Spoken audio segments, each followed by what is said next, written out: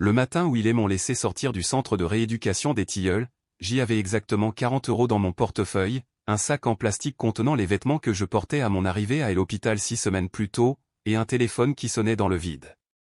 Je me tenais devant l'entrée principale sous un ciel couleur des eaux de vaisselle sale, et j'y ai appelé ma fille pour la 4e fois, tombant directement sur sa messagerie. Sa voix, enjouée et préenregistrée, elle m'invitait à laisser un message. Je n'en ai pas laissé. Que aurais-je pu dire? Je me suis assis sur le banc en béton près des portes automatiques et j'y ai regardé un moineau picorer quelque chose dans une fissure du trottoir. Je me suis dit qu'un moineau n'avait besoin de personne pour le ramener chez lui. Mon gendre a décroché à la 2e sonnerie. Elle est occupée, a-t-il dit avant même que je puisse parler. J'y ai besoin qu'on vienne me chercher. Il me laisse sortir aujourd'hui. Je lui avais pourtant dit que ce serait mardi. Il y a eu un blanc. Je pouvais entendre une télévision en fond sonore, une émission avec des rires enregistrés. On a beaucoup de choses à gérer en ce moment, a-t-il fini par dire. Vous devriez appeler un taxi. Puis il a raccroché. J'y ai gardé le téléphone sur mes genoux et j'y ai regardé les 40 € que j'y avais sortis pour les recompter, comme si le billet avait pu se multiplier par miracle. La compagnie de taxi la plus proche, à Besançon, prenait un forfait minimum de 15 €, et j'y habitais à 35 km de ce centre de rééducation. J'y avais déjà fait le calcul. Je le faisais depuis lundi, quand ma fille m'avait envoyé un message court et sec disant « On va s'arranger ». Et puis plus rien. Je veux que vous compreniez bien une chose avant que je n'aille plus loin. Je ne suis pas un homme qui pleure facilement. J'y ai grandi dans les montagnes du Jura, dans une maison où mon père considérait les larmes comme une forme de plainte. Et j'y ai porté cela avec moi toute ma vie. De la même façon qu'on porte une cicatrice, on oublie qu'elle est là jusqu'à ce que quelqu'un appuie dessus. Je n'avais pas pleuré à l'enterrement de ma femme, Chantal, il y a 11 ans. Je n'avais pas pleuré quand les médecins ont prononcé le mot AVC et ont tendu à ma fille un dossier rempli de papiers concernant les soins de longue durée et les séquelles cognitives. Je n'avais pas pleuré pendant les 6 semaines des ergothérapies, des exercices des orthophonies et de réapprentissage pour boutonner ma chemise avec une main gauche qui refusait de coopérer comme avant. Mais assis sur ce banc, dans des vêtements devenus trop grands parce que j'y avais perdu 8 kilos à l'hôpital, j'y en ai été très proche. Les portes automatiques se sont ouvertes derrière moi et un homme en manteau de laine grise est sorti pour s'asseoir à l'autre bout du banc. Il regardait son téléphone. Je n'y ai pas prêté beaucoup d'attention. J'y essayais de décider si 40 € suffirait à me rapprocher un peu de chez moi, ou si je devais retourner à l'accueil pour demander s'il existait une aide sociale pour des situations comme la mienne. En 64 ans de vie, je n'avais jamais eu besoin d'aide sociale. Excusez-moi, a dit l'homme. J'y ai tourné la tête. Il était plus jeune que moi, la quarantaine bien entamée, avec le genre de coupe de cheveux soigné qui coûte probablement plus cher que mes anciennes courses de la semaine. Il me regardait avec une expression que je n'arrivais pas à déchiffrer. Je suis désolé de vous déranger, a-t-il dit. Mais est-ce que vous vous appelez Raymond? Raymond de la Croix. J'y ai cligné des yeux.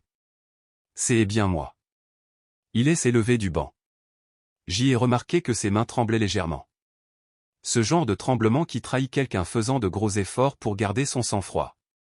Vous ne vous souvenez probablement pas de moi, a-t-il repris. Je m'appelle Mathieu Lambert. Il y a environ 28 ans, vous m'avez laissé dormir sur votre canapé pendant 3 semaines et vous m'avez donné l'équivalent de 200 € alors que je n'avais plus rien. Je l'ai dévisagé. Le souvenir m'est revenu, lentement, comme on se rappelle une chanson qu'on n'a pas entendue depuis des décennies. Ça revient par bribes. La mélodie avant les paroles. Un jeune homme à la porte de ma maison, rue des Lilas, pendant l'hiver 1998. Envoyé par ma voisine Monique, qui disait connaître sa mère par la paroisse. Il avait perdu son appartement, perdu son travail, tout perdu d'un seul coup. Il avait 20 ans et était trop fier pour aller dans un foyer d'hébergement. Moi, j'y avais un canapé. Ma femme Chantal y avait mis des draps propres et s'était fait un devoir de lui préparer le petit déjeuner chaque matin. Mathieu, ai-je murmuré. Son sang-froid a vacillé à ce moment-là, juste un peu, sur les bords, comme la glace qui craque sur une rivière au dégel. Il s'est rassis, plus près de moi cette fois. J'y ai pensé à vous et à Chantal tellement de fois, a-t-il dit. Je suis passé devant votre ancienne maison rue des Lilas il y a 3 ans.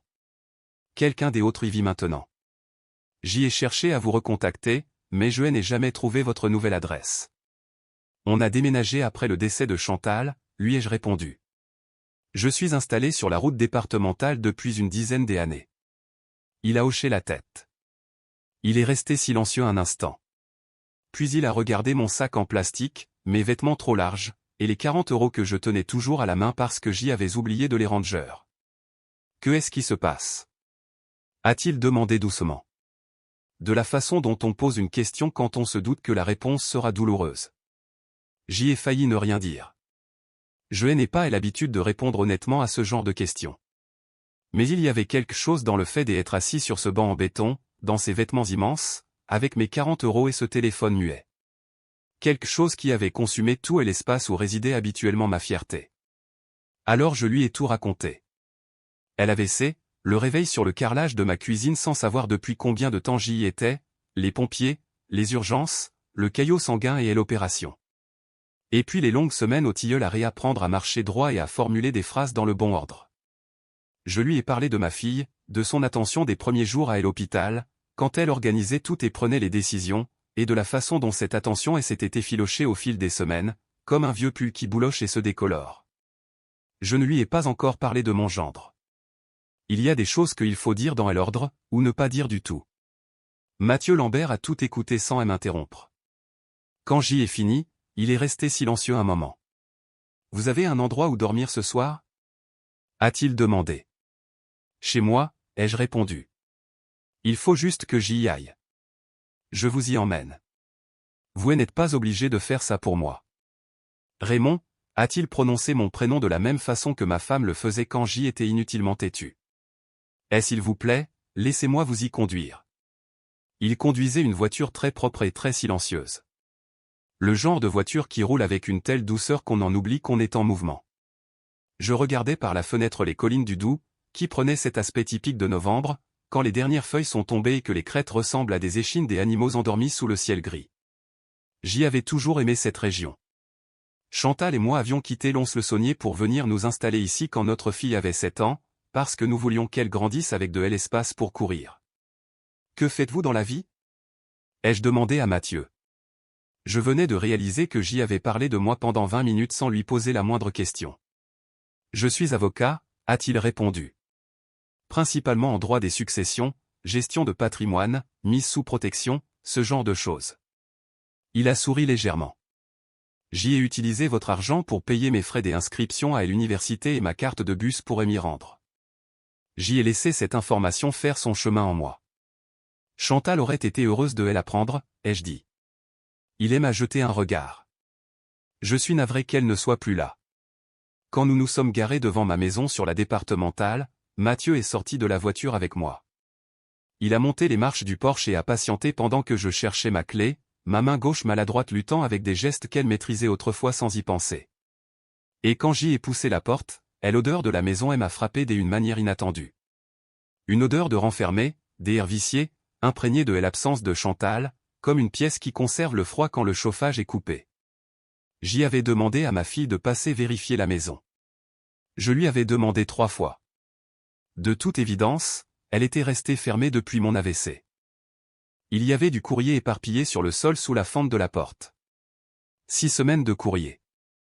Je me suis penché pour le ramasser, Mathieu m'a aidé, et nous sommes restés là, dans mon entrée, à le trier. C'est là que Mathieu a trouvé l'enveloppe. Elle provenait d'un cabinet des avocats de Lyon. Je ne reconnaissais pas le nom sur elle en tête. La lettre à l'intérieur faisait 3 paragraphes, rédigés dans ce langage prudent propre à ceux qui veulent annoncer quelque chose de lourd tout en lui donnant un aspect routinier.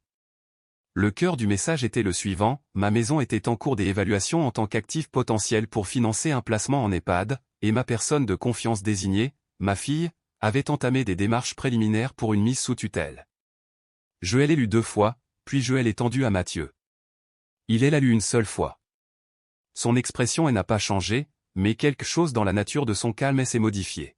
« Raymond » a-t-il dit, « quand votre fille a-t-elle été désignée comme votre personne de confiance pour les décisions médicales ?» J'y ai signé des papiers à l'hôpital, ai-je répondu. Ils m'ont dit que c'était la procédure standard. Et avez-vous signé autre chose? Quelque chose concernant une procuration générale? J'y ai réfléchi. Il y avait eu des papiers. Il y avait eu beaucoup de papiers, et c'était dans les premiers jours après l'AVC, quand mon esprit était encore lent et embrumé. Mon gendre était là, dans la chambre, serviable et efficace, me tendant les documents à signer pendant que ma fille restait près de la fenêtre à regarder son téléphone. Mathieu observait mon visage. Je ne sais pas exactement ce que j'y ai signé, ai-je avoué. Il a soigneusement plié la lettre et elle a glissé dans la poche de son manteau. J'y ai besoin que vous me fassiez confiance, a-t-il dit. Vous le pouvez? J'y ai regardé cet homme qui avait dormi sur mon canapé convertible en 1998, qui avait mangé les tartines préparées par Chantal chaque matin pendant 3 semaines, et qui se tenait dans mon entrée 28 ans plus tard avec mon futur potentiellement volé dans sa poche. Oui, ai-je répondu. Ce que je ne savais pas encore, ce que je ne comprendrais pleinement que 2 jours plus tard, quand Mathieu m'expliquerait tout à travers la table de ma cuisine avec un bloc-notes jaune et une tasse de café, c'est depuis combien de temps tout cela se tramait. Mon gendre avait été patient. Je lui accorde ça. Patient comme certaines choses le sont. Non pas par gentillesse, mais parce qu'elles attendent les conditions idéales. Il avait épousé ma fille il y a 11 ans, à peu près au moment où j'y ai emménagé sur la départementale. Je ne lui avais jamais totalement fait confiance, mais j'y avais rangé ce sentiment dans le même tiroir où je gardais la plupart de mes émotions, fermées, verrouillées, privées. Ma fille elle aimait.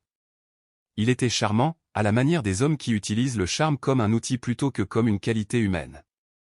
Il travaillait dans l'immobilier. Il connaissait toujours la valeur des choses. Ma maison sur la D5 s'étendait sur 1,5 hectare dans un secteur où le prix des terrains grimpait régulièrement depuis 8 ans. Je l'avais achetée pour 130 000 €. Selon de récentes estimations, elle en valait près de 380 000. Je l'ignorais. Je ne suivais pas les prix de l'immobilier. Je me contentais de vivre dans ma maison, de faire pousser des tomates l'été, de regarder les matchs de rugby du dimanche et de fleurir la tombe de Chantal. Mais mon gendre, lui, suivait tout ça de très près. Mathieu m'a expliqué les choses lentement, en me montrant les documents qu'il avait demandés, ceux qu'il avait trouvés, et les actes que mon gendre avait préparés ou fait préparer à l'époque où je n'étais que à 3 semaines de mon AVC, quand je demandais encore aux infirmières de répéter leurs phrases parce que les mots m'échappaient. Un mandat de protection future d'une portée très large, signé de ma main.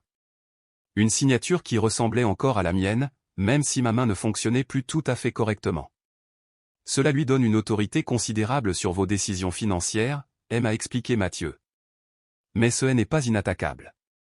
Il y a des motifs de contestation, surtout compte tenu de votre état médical au moment de la signature, et du fait qu'il n'y avait aucun témoin indépendant extérieur à votre famille.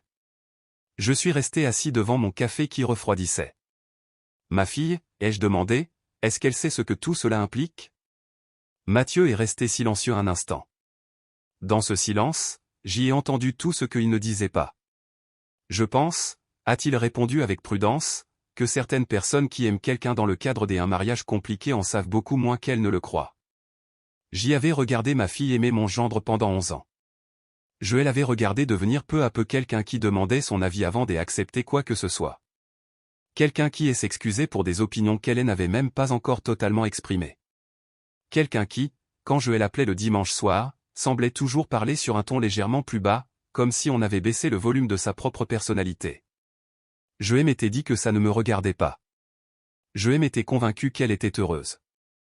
J'y avais gardé ce tiroir fermé. Mathieu est resté dîner ce premier soir. Et puis il a dormi dans la chambre des amis, parce que le chauffage n'avait pas fonctionné depuis 6 semaines et qu'il fallait du temps pour que la maison se réchauffe. Il m'a dit qu'il ne se sentait pas le droit de me laisser seul tant que la maison ne serait pas redevenue habitable. Il était de nouveau à la table de ma cuisine le lendemain matin quand je suis descendu, avec du café tout prêt, des documents étalés et une stratégie juridique qu'il construisait manifestement dans sa tête depuis la veille. Je me suis tenu dans l'encadrement de la porte à l'observer, et j'y ai pensé que Chantal aurait beaucoup aimé cet homme. Ma fille a appelé l'après-midi même. J'y ai décroché à la 2e sonnerie. Elle m'a demandé comment j'y allais. J'y ai répondu que j'y étais rentré chez moi. Il y a eu un silence, assez long pour exprimer tout ce qu'elle n'avait pas fait et qu'elle ne pouvait plus défaire. Je suis désolé pour le trajet, a-t-elle dit. Les choses ont été compliquées. Je sais, ai-je répondu. Est-ce que tu t'en sors bien? Tu as besoin de quelque chose? J'y ai pensé à la lettre du cabinet des avocats de Lyon. J'y ai pensé au mandat signé dans une chambre des hôpitaux quand je demandais encore aux infirmières de répéter. J'y ai pensé à 1,5 hectare de terrain valant près de 380 000 euros. J'y ai de l'aide, ai-je dit. Nouveau silence. Quel genre d'aide? Un vieil ami, ai-je répondu. Ne t'inquiète pas. Elle a rappelé 3 heures plus tard. Je n'ai pas répondu. J'y étais au téléphone avec l'assistante juridique de Mathieu pour examiner des documents. Elle a rappelé 2 fois avant 21 heures. Au 4e appel, j'y ai décroché. Qui est cette personne qui loge chez toi? A-t-elle demandé. Sa voix avait une pointe d'agressivité nouvelle. Le genre d'agressivité qui n'est en fait que l'anxiété de quelqu'un d'autre transmise par la personne que vous aimez. Il s'appelle Mathieu Lambert, ai-je répondu. C'est un avocat. Il aimait à revoir certains papiers. Le silence à l'autre bout du fil avait une texture bien spécifique. C'était le silence de quelqu'un qui réalise qu'une situation qu'il pensait contrôler comporte désormais un élément imprévu. Papa, a-t-elle dit, tu n'as pas besoin d'un avocat. Tu dois juste te concentrer sur ta convalescence. Je suis concentré sur ma convalescence, ai-je rétorqué. Ceci en fait partie. Elle a demandé à passer le lendemain. J'y ai dit oui, parce qu'elle était ma fille, parce que je lui disais oui depuis 36 ans, et que certaines habitudes survivent aux raisons qui les ont créées. Elle est venue seule. Je l'ai remarqué immédiatement. Le fait qu'elle soit venue sans mon gendre signifiait soit qu'elle avait choisi, soit qu'on elle en avait empêché, et je ne savais pas encore quelle option était la bonne. Elle paraissait plus maigre que la dernière fois que je l'avais vue, lors d'une visite de 40 minutes 3 semaines après le début de ma rééducation. Elle ressemblait à quelqu'un qui dormait mal. Elle ressemblait à ma fille, ce qui veut dire qu'elle avait le regard de Chantal, et ça me bouleversait à chaque fois, même 11 ans après. Mathieu s'est éclipsé. Il a pris son ordinateur portable et s'est installé sous la véranda en disant qu'il avait des appels à passer. C'était vrai, mais je pense qu'il comprenait aussi qu'il y a des conversations qu'un père doit avoir avec sa fille sans témoin. Nous nous sommes assis à la table de la cuisine. Je lui ai servi un café, parce que c'est ce que je fais, parce que c'est ce que faisait ma mère, et sa mère avant elle. Servir un café à quelqu'un, c'est une façon de dire « je te vois, et je ne vais nulle part ». Elle a enroulé ses mains autour de la tasse sans boire.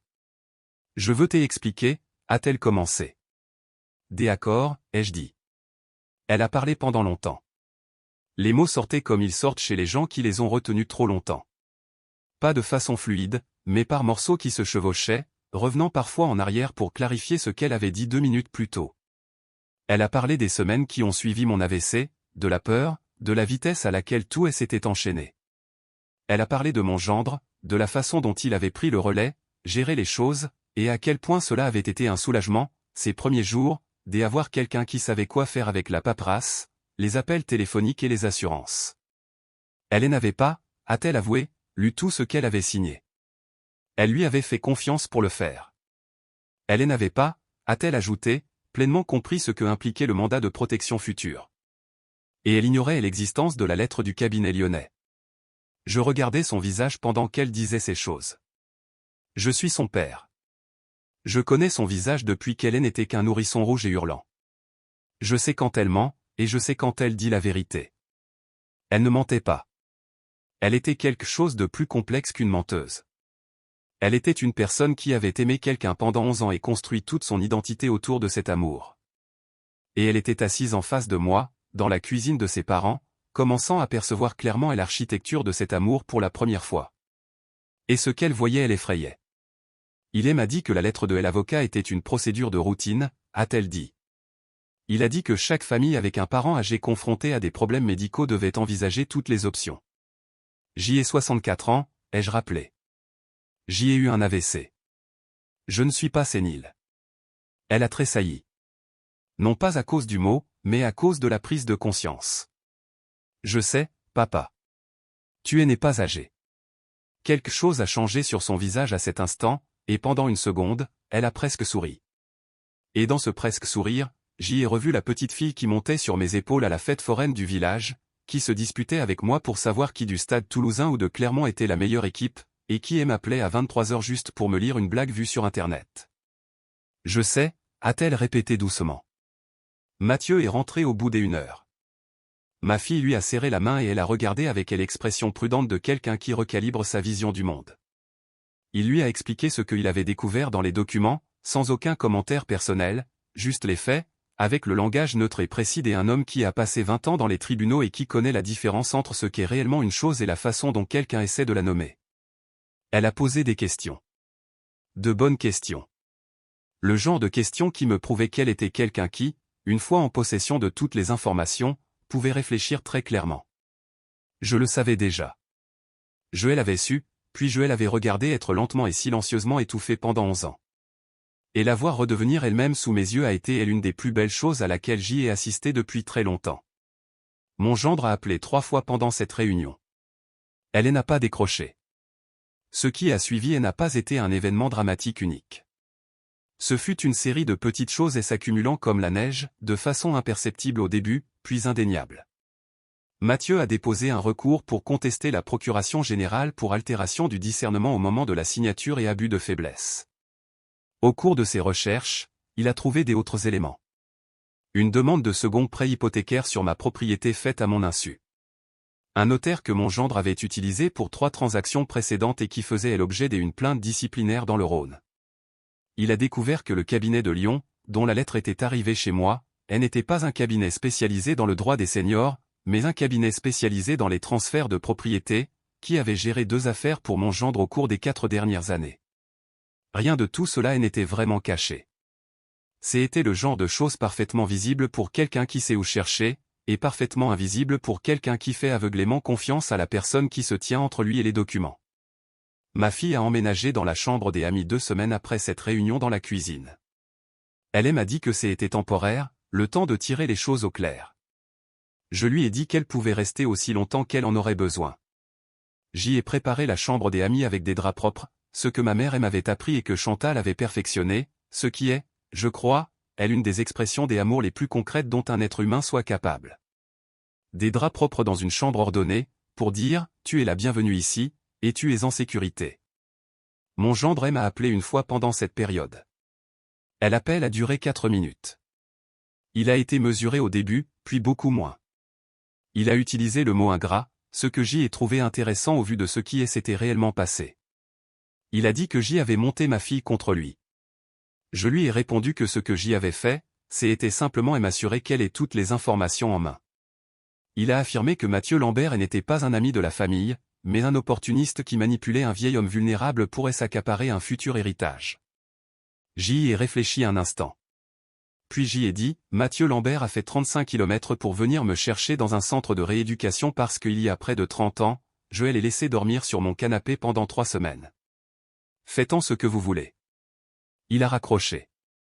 Mathieu et moi avons pris un rythme pendant ces semaines qui m'a surpris par son naturel. Il montait de Lyon le week-end. Il avait son cabinet à Lyon, mais s'occupait aussi de quelques clients dans la région de Lons-le-Saunier, ce qui justifiait le trajet, bien que je soupçonne que l'aspect pratique n'était pas son unique motivation. Nous dînions ensemble le samedi soir. Il me parlait de ses dossiers en cours, et je lui racontais l'histoire des terres de ma départementale, qui avait abrité une ferme laitière dans les années 40. Et nous regardions le rugby avec le son beaucoup trop fort parce que nous étions tous les deux durs des oreilles exactement sur la même fréquence, une découverte qui nous a fait rire de façon disproportionnée. Il croisait ma fille pendant ses week-ends et se montrait délicat avec elle. Pas distant, mais délicat. Comment elle est avec quelqu'un qui se remet d'une grave blessure. Durant ces semaines, elle faisait le travail lent et douloureux de séparer ce qu'elle croyait intimement de ce qu'on lui avait appris à croire. Et ce travail n'a rien de facile, et il n'y a pas de raccourci. Un samedi soir de décembre, nous étions tous les 3 à table après le dîner, et ma fille a regardé Mathieu en lui demandant « Pourquoi faites-vous tout ça ? Vous ne devez rien à mon père. » Mathieu a pris sa tasse de café. Il y a réfléchi un instant. En 1998, a-t-il dit, j'y avais 20 ans, et je venais de perdre mon appartement et mon boulot la même semaine. C'était en janvier. J'y avais l'équivalent de 30 € en poche et un sac de sport. Monique, à la paroisse, la voisine de votre père, elle m'avait dit qu'il y avait un homme rue des Lilas qui pourrait peut-être m'aider. J'y ai frappé à la porte en m'attendant, au mieux, à obtenir l'adresse d'un foyer. Il a marqué une pause. Votre père a ouvert la porte et m'a dit, entre, il fait froid. Et votre mère a préparé le canapé avant même que je puisse dire un mot. Ma fille m'a regardé. Il ne m'a pas demandé quelle erreur j'y avais faite pour me retrouver dans cette situation, a continué Mathieu. Il ne m'a pas obligé à me justifier. Il a juste dit, tu peux rester jusqu'à ce que tu retombes sur tes pieds. Et puis il est retourné regarder ce qu'il regardait à la télé. Comme si c'était la chose la plus banale du monde. Je m'en souvenais. Je m'en souvenais parce que Chantal m'avait jeté un regard quand j'y étais retourné dans le salon. Un beau regard. Le genre de regard qu'elle réservait au moment où elle pensait que j'y avais fait exactement ce qu'il fallait faire. J'y ai utilisé cet argent pour payer mes frais d'inscription à la fac, a dit Mathieu. Le premier semestre, puis le second. Je travaillais de nuit dans un entrepôt de livraison et j'y ai vécu dans une chambre de bonne de la taille d'un placard pendant 2 ans. La fac de droit, ça a pris plusieurs années après ça. Il a reposé sa tasse. J'y ai repensé à votre père et à votre mère des innombrables fois au fil de ces années. Et ce jour-là, j'y étais au Tilleul parce que j'y avais un client qui y séjournait, et je me trouvais par hasard sur le parking quand j'y ai vu un homme assis sur un banc avec un sac en plastique et des vêtements 2 fois trop grands. Il a regardé ma fille droit dans les yeux. Alors non, a-t-il conclu, je ne dois rien à votre père. Mais je choisis d'être ici. Il y a une différence. Ma fille est restée silencieuse un très long moment après ça. L'affaire juridique a été résolue au début de la nouvelle année. Le mandat de protection a été annulé avec succès. La demande d'évaluation de ma propriété n'a abouti à rien sans base légale pour la soutenir. Mon gendre a pris son propre avocat, il y a eu un échange de 2 lettres extrêmement formelles, puis une période de silence qui s'est installée de façon plus définitive. Ma fille a demandé le divorce en février. Je ne m'en suis pas réjoui. Je veux être très clair là-dessus. Il n'y a rien à fêter dans la fin d'un mariage. Dans le démantèlement de 11 années d'une vie construite avec quelqu'un, dans le deuil si particulier de réaliser que ce que l'on croyait n'était qu'une illusion. Ma fille a pleuré pendant des semaines, à la manière de quelqu'un qui pleure pour plusieurs pertes en même temps. Et je me suis assis avec elle pour l'accompagner, comme mon père n'aurait jamais pu le faire pour moi. Parce que j'y avais appris de Chantal que s'asseoir auprès de la douleur de quelqu'un, ce n'est pas la cautionner, et ce n'est pas une faiblesse. C'est simplement ce qu'il faut faire. Elle a trouvé un appartement en mars dans une ville à 20 minutes de chez moi. Elle venait dîner 2 fois par semaine et m'appelait un jour sur 2. Et lentement, tout au long du printemps, j'y ai vu son volume remonter. Des opinions assumées, des rires qui ne se retenaient plus, et cette volonté de débattre avec moi sur les matchs du Stade Toulousain qui m'avait manqué plus que je ne l'aurais cru. Mathieu a déposé les documents finaux concernant ma propriété en avril, puis il m'a emmené dîner dans la seule brasserie traditionnelle digne de ce nom à Besançon pour fêter ça, ce qui voulait dire en fait qu'on a beaucoup trop mangé et qu'on a discuté jusqu'à ce que les serveurs commencent à ranger les chaises autour de nous. Je veux te payer pour tout ça, lui ai-je dit. Il m'a regardé par-dessus la table. Je vais vous dire ce que vous m'avez dit en 1998, a-t-il répondu. À savoir, ne dis pas de bêtises. J'y ai éclaté de rire. C'était mon premier vrai rire depuis très longtemps. Le genre de rire qui vient du fond de la poitrine et qui vous surprend. Je ne t'ai pas dit ça en 1998. Non, a-t-il admis. Mais vous l'auriez fait si j'y avais essayé de vous rembourser. Il avait raison. Il y a quelque chose qui se produit parfois quand 2 personnes se connaissent par-delà une grande distance de temps et de circonstances. Quand les années qui ont séparé cette connaissance ont été des années pleines, vécues intensément, et que le lien revient, changé, approfondi et plus vaste qu'avant. C'est différent de l'amitié, bien que cela réside dans le même voisinage. C'est la reconnaissance qu'une autre personne est devenue, sans l'avoir prévu et sans l'avoir annoncé, un pilier de la structure de votre vie. Mathieu a commencé à m'appeler le dimanche soir, ce qui avait été le moment de Chantal avec moi pendant 30 ans, et qui était ensuite devenu un vide dans la semaine que j'y avais appris à combler par des autres choses. On parlait de son travail, de mes tomates et du match de la veille. On parlait de choses qui s'étaient passées en 1998, de celles qui se passaient aujourd'hui, et de la distance entre les deux. Parfois, ma fille m'appelait après lui, je lui racontais ce dont on avait discuté, et elle disait, « Vous êtes ridicules tous les deux. » Sur ce ton qui signifie, « Je suis tellement heureuse. » En mai, Mathieu m'a appelé pour me dire qu'il envisageait d'ouvrir un cabinet secondaire dans ma région, spécialisé en droit du patrimoine et des seniors. Il m'a expliqué que le secteur manquait des avocats pour ces questions, que le besoin était réel et qu'il y pensait depuis un moment. Il a précisé qu'il aurait besoin d'un bureau local, rien de grand. Juste un endroit où les clients pourraient venir sans avoir à faire 2 heures de route jusqu'à Lyon. J'y ai une pièce, ai-je dit. Celle de devant, donnant sur le porche, elle est très lumineuse. Assez grande pour un bureau et 2 fauteuils. Il y a eu un blanc au bout du fil. Raymond, a-t-il dit, c'est votre maison. C'est ma maison, avec une pièce dedans qui est très lumineuse, ai-je rétorqué. J'y ai grandi en regardant mon père prêter sa grange aux gens quand ils en avaient besoin. Une pièce, c'est moins encombrant qu'une grange.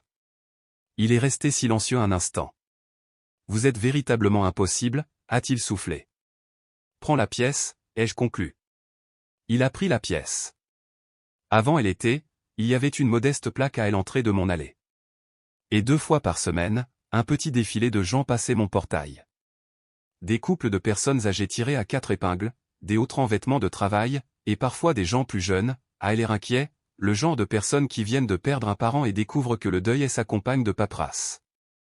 Mathieu les recevait dans la pièce lumineuse de devant. J'y apportais du café quand cela semblait nécessaire, et parfois je m'asseyais dans la cuisine pour écouter le murmure des voix à travers le mur. Le langage prudent et pratique d'un homme aidant les autres à protéger ce qu'ils avaient passé leur vie à construire. J'y ai beaucoup réfléchi à ça cet été-là. À la protection, à ce que signifie vraiment elle offrir, et à la différence entre protéger quelque chose pour son propre intérêt et protéger quelque chose parce que la chose elle-même en vaut la peine. Mon gendre avait regardé mon hectare et demi et n'y avait vu qu'un chiffre. Mathieu avait regardé ce même terrain et avait vu l'endroit où j'y avais cultivé mes tomates pendant 20 ans, et où Chantal avait planté les hortensias le long de la clôture, qui fleurissaient encore chaque mois des août sans qu'on ait besoin de le leur rappeler. C'est là toute la différence, je crois, entre quelqu'un qui accorde de la valeur aux choses et quelqu'un qui accorde de la valeur aux gens. Je ne raconte pas cette histoire pour me faire passer pour ce que je ne suis pas. Je n'étais pas particulièrement sage en 1998. J'y avais un canapé, Chantal avait des draps en plus, et un jeune homme avait froid. L'argent provenait des comptes épargne que nous gardions pour les imprévus, et Chantal et moi étions tombés des accords pour dire que ça en était un. Il n'y avait rien d'héroïque là-dedans. C'était juste la décence humaine ordinaire dont la plupart d'entre nous sont capables quand le coût est suffisamment bas et que le besoin est évident. Mais depuis mon AVC, j'y ai beaucoup réfléchi à la façon dont cette décence ordinaire fructifie avec le temps. À la façon dont un canapé en janvier se transforme en frais des inscriptions à l'université, puis en diplôme de droit, puis en un homme en manteau de laine grise et s'asseyant sur un banc devant un centre de rééducation parce que le visage d'un vieil homme lui semblait familier. À la façon dont quelques courses et un canapé lit peuvent voyager pendant 28 ans pour vous revenir sous la forme de quelque chose que vous n'avez pas mérité, que vous n'attendiez pas, et que vous êtes incapable de rembourser. Ma femme Chantal croyait que la gentillesse était une forme de foi. Pas une foi religieuse, bien qu'elle en ait une aussi. Une autre forme de foi. La certitude que faire ce qui est juste à l'instant présent a de l'importance, même si on ne voit pas comment, même si le retour sur investissement est invisible, même quand le monde autour de vous avance des arguments convaincants affirmant que le calcul est plus sage que la générosité. Elle n'était pas naïve sur le sujet. Elle comprenait que chaque acte de gentillesse n'est pas toujours récompensé. Elle savait que certains d'entre eux partent dans le monde pour y être simplement absorbés, sans aucun écho, sans aucun retour. C'est très bien aussi, m'avait-elle dit un jour, quand notre fille était petite et que nous discutions d'une petite frustration face à quelqu'un qui ne nous avait pas rendu un service. Ça vaut quand même la peine d'être fait. Le but n'est pas d'obtenir un retour. Le but, c'est d'être le genre de personne capable de donner. J'y ai repensé de nombreuses fois au cours de ma vie. J'y ai encore plus pensé depuis ce matin où j'y étais assis sur un banc en béton avec 40 € dans un sac plastique et le silence d'un téléphone qui refusait de sonner. J'y ai 64 ans. J'y ai eu un AVC, j'y ai réappris à boutonner ma chemise, et ma main gauche est toujours maladroite par temps froid.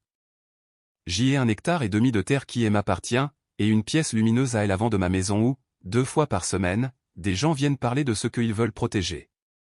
J'y ai une fille qui m'appelle les jours impairs, qui vient dîner 2 fois par semaine et dont le volume est remonté à son juste niveau.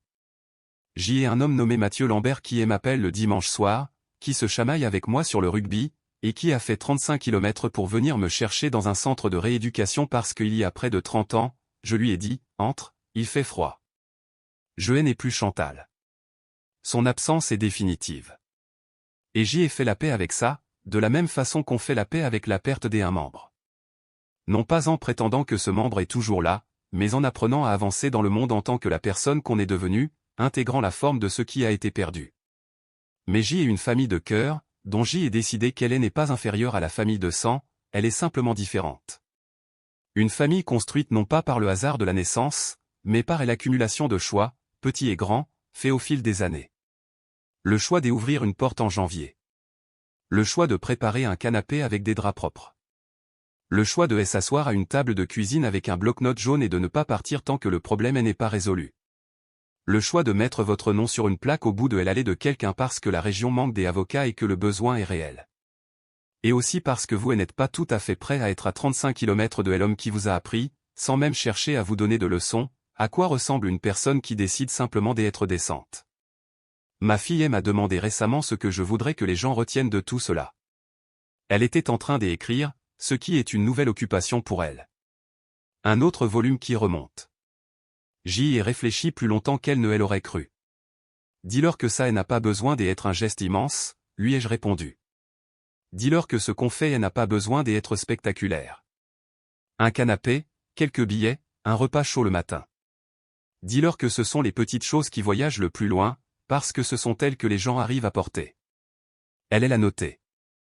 Je pense que Chantal aurait aimé ça. Je pense qu'elle aurait dit que j'y apprenais enfin à dire à haute voix les choses que j'y avais toujours su mais que je gardais enfermées dans un tiroir. Elle aurait eu raison. Comme des habitudes.